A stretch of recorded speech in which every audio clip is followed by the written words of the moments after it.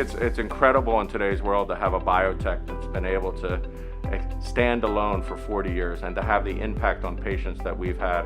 Our global footprint's changed quite a bit, and to be competitive in biologics, you really have to have a footprint around the globe. With most of our commercial market being in the US and Europe to date, and though we're very excited to be expanding into other regions, we have a footprint predominantly in Raleigh-Durham, and we've expanded into Denmark and now into Switzerland with our new plant in Solothurn. Manufacturing plays a critical role to make sure that we can reliably supply high-quality product to our patients. Right now, we concentrate on 4 main modalities: biologics, small molecules, gene therapy, and antisense oligonucleotides. The future of Biogen manufacturing is our proud passion around delivering to patients.